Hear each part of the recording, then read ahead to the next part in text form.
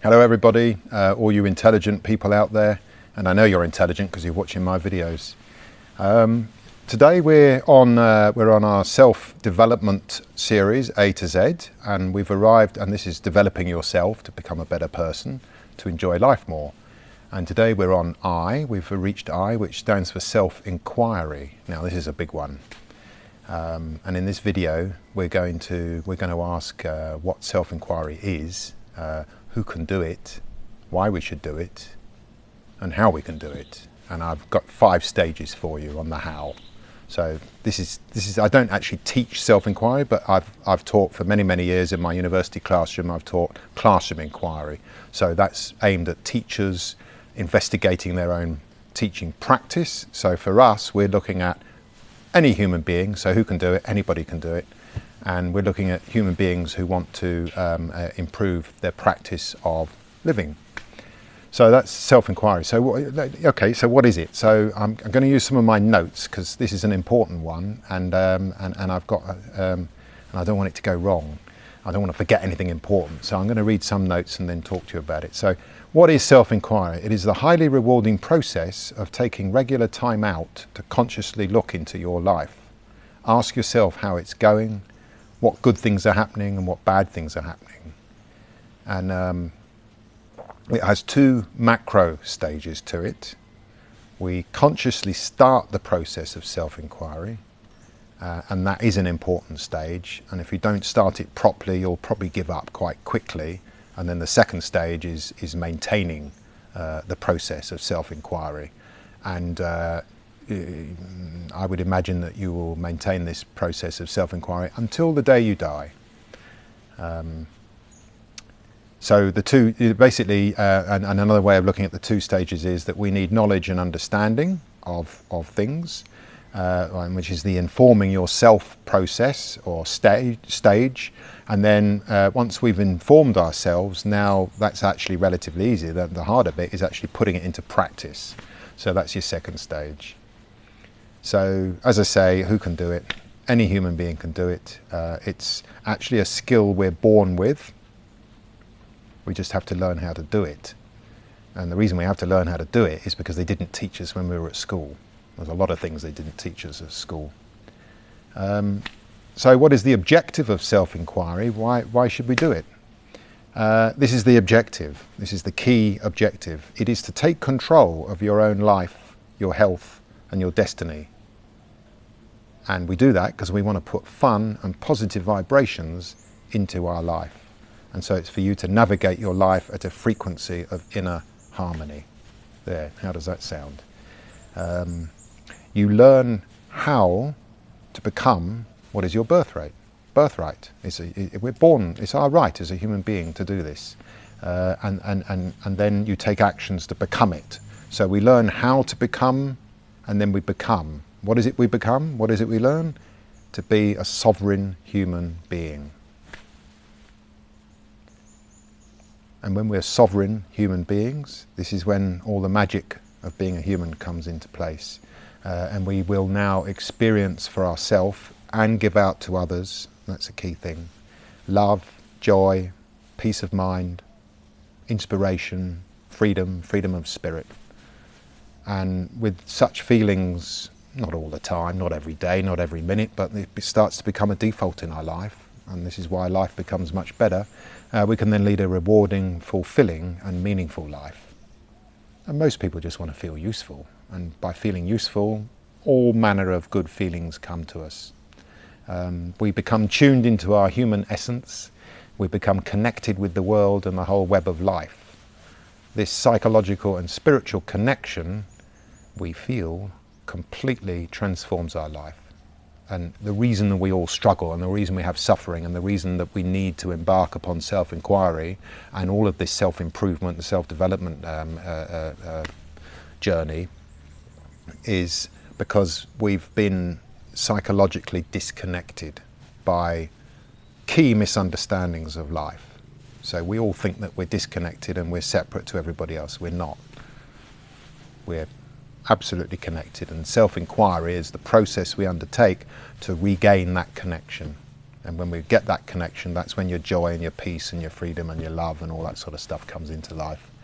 Now then, here's the key one. How do we do self-inquiry? And that's the main part of this video. And as I say, there's five stages to it. But just to introduce, how do we do self-inquiry? Well, we have to live consciously. Now, neuroscientists, as I heard from Dr. Bruce Lipton, have suggested that most human beings spend 95% of their life behaving, speaking, and acting out of their subconscious mind. And the key is, and that's the cause of so much suffering and pain and so on.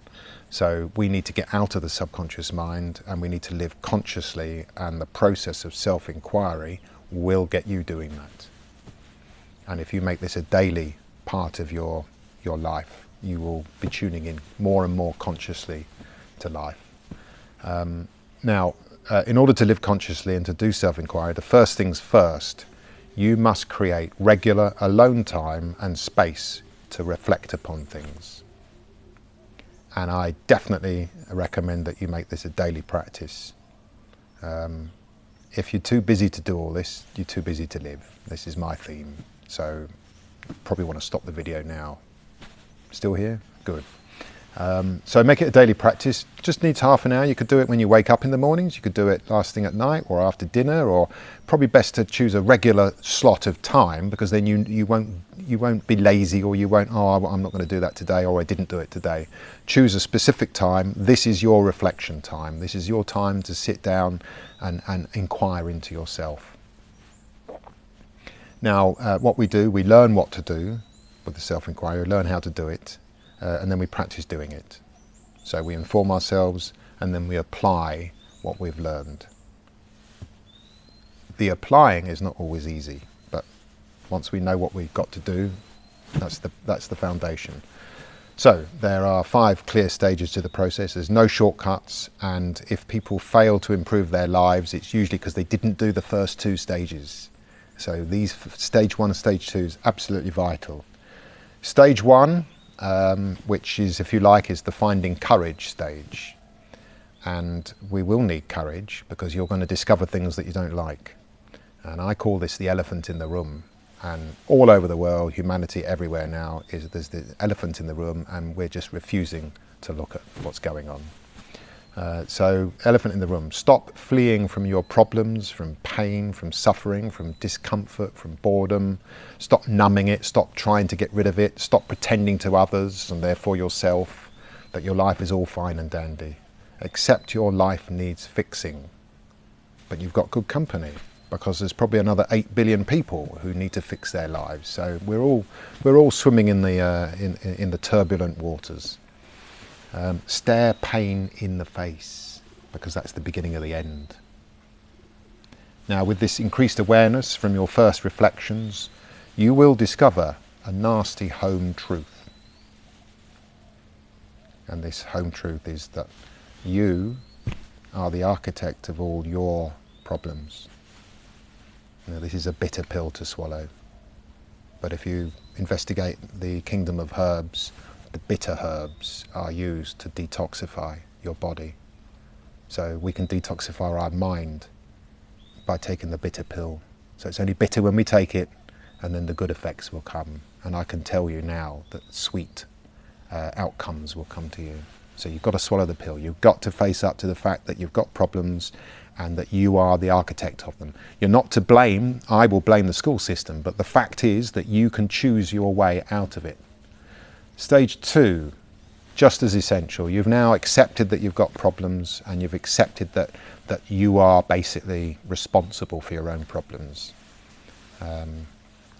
Now stage 2 is building the solid foundations so that your self-inquiry process won't fail, and so that you will get the rewards which then sustain you in your journey. And I call this reset your mindset. Now, you probably don't consciously know what your mindset is, but you've got to change that state of affairs straight away. So you can find out what it is, and most likely it's going to be a negative one, or it's not going to be helping you in life. But whatever it is, your mindset color, our mindset colors our whole relationship with life, the people in our life and the world. Now, when I talk about mindset, I wrote about it in my book, and I talk about your outlook, your objective, what are you doing here, why are you even living, what's the purpose, your attitude, which is the big one, your approach and your intention. Our mindset will serve us well, or it will hinder us. Now, we've been taught to become acquisitive people in this material world, that we're going to get lots of fun and pleasure from acquiring, devices and phones and TVs and houses and bigger houses and yachts and bigger yachts and big 5-star holidays and all that palaver. But always this is desire based, and always when you satisfy one desire, the next one pops up. So you're always chasing something. So proper self-inquiry, very likely when you decide what your mindset will be, you want an objective that is for today. And the byline or the subtitle in my book is Health, Harmony and Happiness. So if you make that your daily objective, this will now influence what your mindset is, and then you will take actions to get that health, harmony and happiness. And if you're not healthy and you're not happy, your process of self-inquiry will say, well, why am I not healthy? Why am I not happy? What's happened? Okay. Stage 3 is the learning stage. Now you learn what good practice is. So if you want health and happiness, how do we get it? So you've got to learn this. And the key to learning is the one law of nature, which is karma, karmic law. So you need to understand karma, and then you can learn. And the best way to understand it is observe life around you. And then in your daily reflection period of time, well, I saw this today and this happened and I got into an argument and I saw my friend get upset. Why? And when you create the time and space to reflect upon things, you're human, you've got the intelligence inside you, you will most likely find the answers. But of course, you still need good knowledge from elsewhere. So that's when you read books or listen to YouTube videos, and so on. So you can do your own research, but so that there's two. There's observing life around you, which is you taking in everything, and then there's your research, which is videos and books and blogs and so on.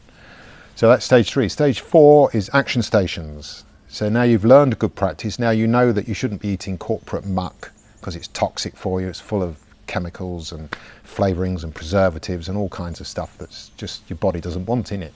So you'll learn what's good, and you'll learn that you need to eat lots of fruits and vegetables and nuts and seeds. And we know this, but we're too busy to cook, so we tell ourselves, and so on.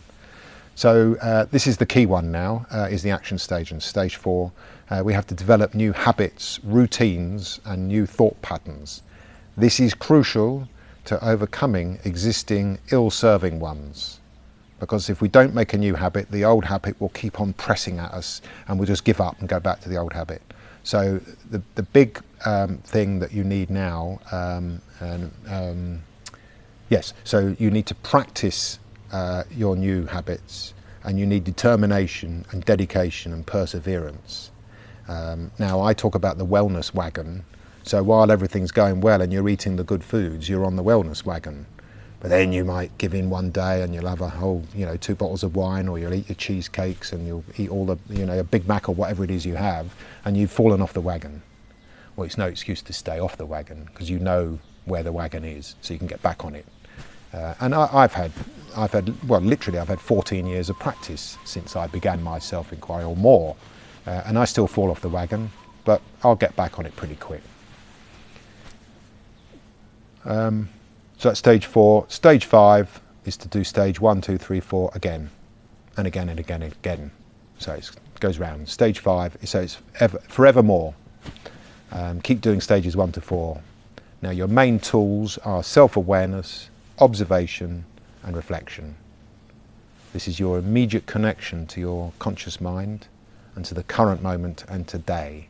And then you're acting consciously, and you're not automatically responding to the triggers of the world around you. So if somebody would say something and that used to get you angry, if you're being conscious, you won't get angry, or if you begin to get angry, you'll see that you're getting angry and it loses its power. So this is what you're practicing. Now, just to finish our video today on self-inquiry, I'll give you a word on tools and on overcoming your falls from your wellness wagon. So, come by my YouTube channel. There's lots of little videos on there about food and developing yourself and learning about learning and education, and hopefully most of them are at least vaguely entertaining and get you through to the end. But on my channel you're going to find lots of super useful, common sense, honest information. I may get information wrong because for a start there's a lot of conflicting information out there, but my information comes to you with full integrity behind my communications, and that's up to you to believe what I'm saying or not. But integrity is part of my mindset. Oh, and I forgot to say that my attitude is one of gratitude, because I like rhymes. But if you investigate gratitude, you're thankful for life. The universe brought you here. You were invited here specifically by the universe. So does the universe want you to celebrate your life or go around moaning and groaning and mumbling and grumbling all the time? So my mindset is just to tell the truth, because you don't have to remember what you lied about. You don't, you just tell the truth. You just speak your mind and your heart. And if you're going to cause somebody a problem, just say nothing, but don't lie. So everything I bring to you is researched. It's something I've observed and understood for myself, and it comes to you with full integrity. And then find other sources, of course, books and credible places and people. One of the ways to decide if somebody's credible is, are they sticking to information, or are they busy saying, well, that person's no good and they're no good, and then, okay, red flag, be careful.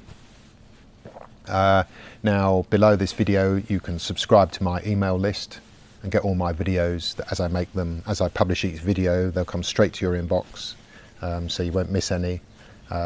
Generally speaking, they're 10 or 15 minutes. You'll also get my blogs, because I write a blog now and I'm really launching into that. And if you subscribe to my email list, you'll get my free ebook, which is on education, proper education that's fun and rewarding, engaging, empowering, and you do it yourself, because this is self-inquiry and self-learning, self-education is what it's all about. You can buy my book, which I wrote, which is A Menu for a Spiritual Revolution, Health, Harmony and Happiness, which is the full guide to empowering yourself, transforming your life, and contributing to the healing of humankind. But most of all, forget my videos, forget everything else. Most of all, the number one tool is to develop and master your skill of self-awareness, and you do this through observation and reflection. So you observe what goes on, and then either at that time or later on in the evening or whenever, you reflect upon it. And when you reflect, intuition and instinct and common sense and all these other things come to you.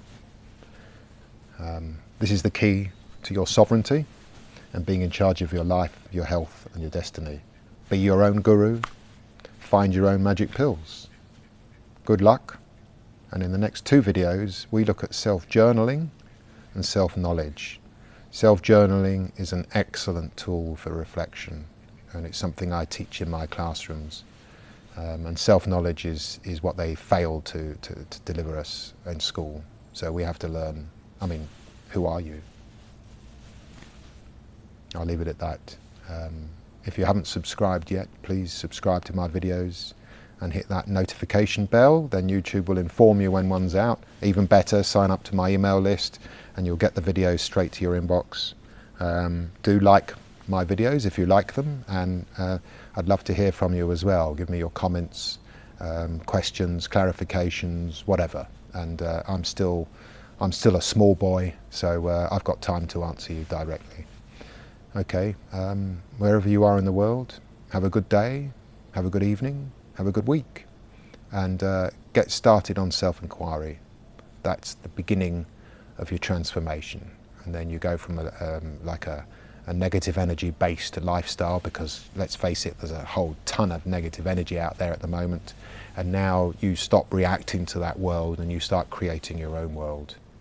And then when you create and produce, you're involved in positive energy, and then you benefit, but so do all the people around you, and you get smoother relationships, blah blah blah blah, the whole lot.